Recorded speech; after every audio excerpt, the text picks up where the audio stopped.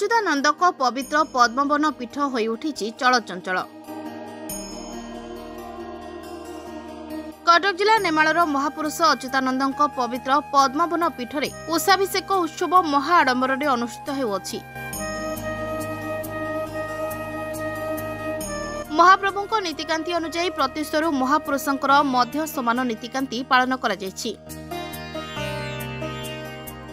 एही पुष्पाभिषेक उत्सव में महापुरुषों दर्शन करने द्वारा कोटि पुण्य फल मिलवा सहित रोग शोकरू मुक्ति मिले बोली साधारण कहुए। पुष्पाभिषेक दिन महापुरुषों दर्शन भाग्य थिले मिले, कारण विश्वास रही जे जगन्नाथ को दर्शन करिवार फल महापुरुष अच्युतानंद को दर्शन करिवार फल सहित समान। एही दिन महापुरुषों एक स्वतंत्र पगड़ी लगी करा जाय, जहाँ अन्य केउठारे देखिबाकू मिले नाही। एही पगड़ी पिंधि राजाधिराज बेशरे महापुरुष भक्त मानकु दर्शन देइथांती। सेवक माने आजिर दिन रे स्वतंत्र रीतिनीति रे पूजा अर्चना करिथांती। भक्त और श्रद्धालु माने बहु संख्यारे महापुरुषों को दर्शन करने सहित आत्मसंतोष लाभ करिथांती।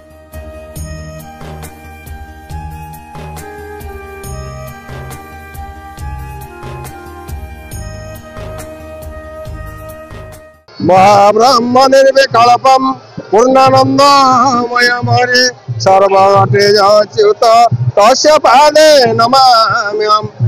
महापुरुष अच्युतानंद तक ग्रंथरे वर्णना करिसेंती। जो जगन्नाथ मूर्ति नीलाचल स्थित सेही जगन्नाथ मूर्ति पद्मवने उदित।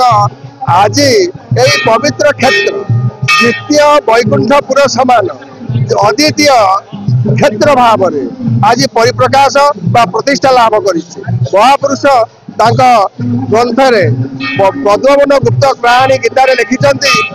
सुन बाबू रामचंद्र रे एत गुप्त कथा गुप्त गुप्त अटई यही स्थान व्यवस्था ये स्थान महिमा को प्रतिपादित करने सर्वजन मानस प्रतिपादित करने लोकलोचन को आने महापुरुष एक परिकल्पना सृष्टि करद्वारा कि जगन्नाथ ब्रह्म आज दिन यही पवित्र पीठ में स्थापित थिले एवं तत्कालीन गजपति महाराज आज दिन एठू ब्रह्म को 108 वर्ष पर नहीं प्रभुंकर नव कलेवर प्रतिष्ठा करते।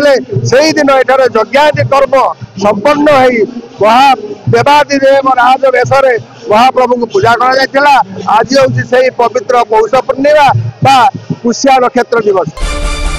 आज गोटे ऐतिहासिक दिवस आप जानी प्रभु अच्युतानंद पीठरे जो पूर्व सनातन धर्मर सुरक्षा कवच हिसाब से प्रभुंकर निर्देश क्रमे सारा विश्व परिचालित। आज आम प्रभुंक पाखे हजार हजार साधुसंत हजार हजार भक्त मो सामने माँ एवं अच्युत सेनार राज्य अध्यक्ष समस्त उपस्थित अच्छा। देखुवे प्रभुंकर की परिक्रमा प्रभुंकर पूजा राजाभिषेक सेवा दर्शन ये प्रकृति में पुण्य मिले।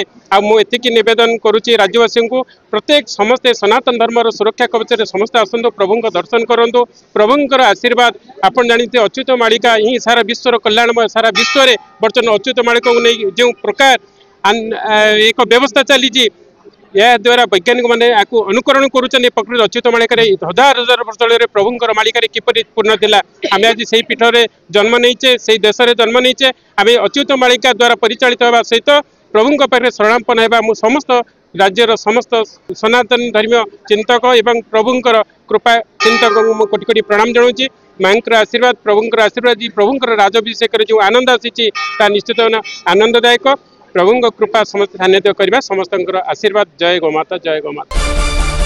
ये तो पवित्र स्थान पवित्र पीठ यही पीठ में महाप्रभुंकर पुष्याभिषेक कराई राजाभिषेक कहवा गले अतृप्ति हेब ना किंतु ए दिव्य पीठ को मुझे महाप्रभुंकर आशीर्वाद निमित्त आसी अच्युत सेनारे मुख्य भाव में सदस्य कार्य करुथिबारु मु धन्य मन करुछि एवं ए सब कार्य को आगु केमिति बढ़ी नबा एवं सनातन धर्म को बजाय रखिबा कार्य करने को निश्चिंत भाव सहयोग प्रचेषा प्रयोग रखी।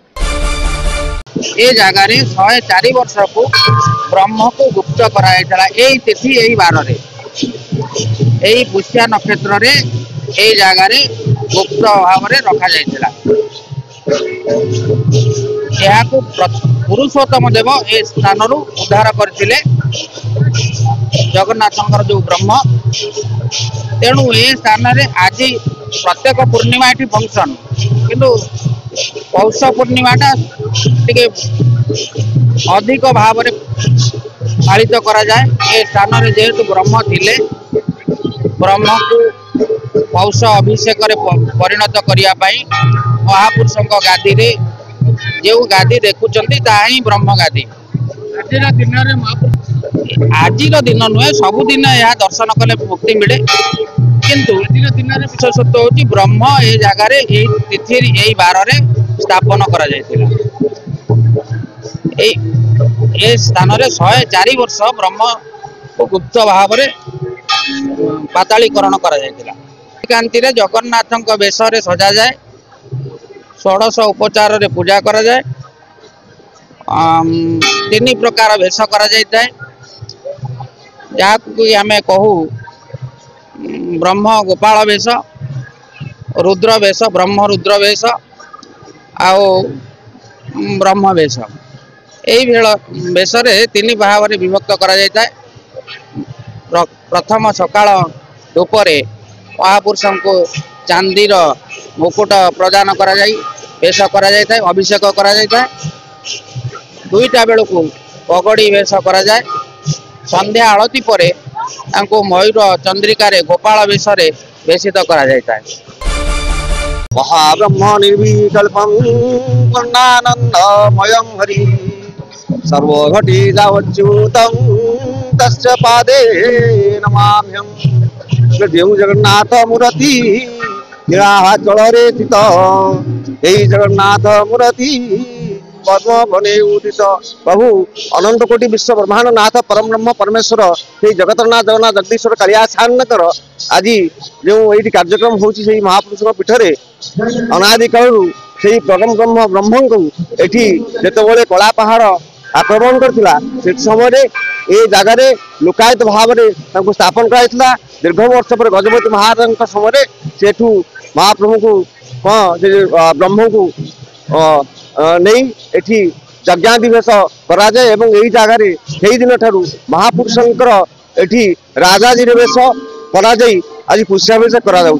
एही अवसर आज आमर प्रत्युषरू आम प्राय भोर 4:30 ठाकुर सेवायत माने आमर समस्त सेवायत माने मिसी आज ठाकुर को शोधन करते पूजा पाठ करते एवं समस्त पूजा कर्म करवा सरिया परे भक्त मानकर दर्शन करते यही अवसर महाप्रभुंकर हाँ कृपा मकुड़ लगी कराइला एवं समय बर्तमान समय बोधे 1 बासी 1 बेले बर्तमान महापुरुषंकर आज पगड़ी शोभा यात्रा आमर चली आमर कुंजबिहारी पाटनारू प्रथम पगड़ी शोभा यात्रा 100 हजार हजार भक्त साधु सन्त मान सहित आज पगड़ी शोभा यात्रा चली जो शोभा यात्रा आज समस्त प्रकार कार्यक्रम एवं जिते पार्श्व देवादेवी अच्छे समस्त को निमंत्रण करा जाए।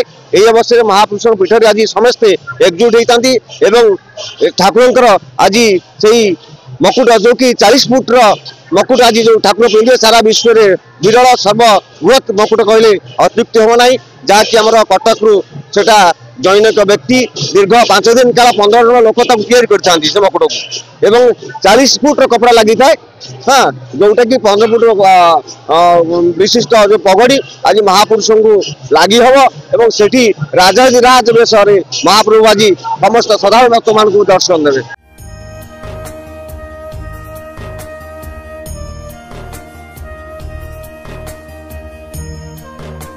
भजन कीर्तन रे पीठटी उत्सव मुखर होई पड़िछि। स्थानीय अंचल सह बहु दूर दूरांतररू बहु भक्त जोग देथिबार देखा जायछि। प्रशासन पक्षरु शांति श्रृंखला रक्षा पाई विहित व्यवस्था करा जायछि।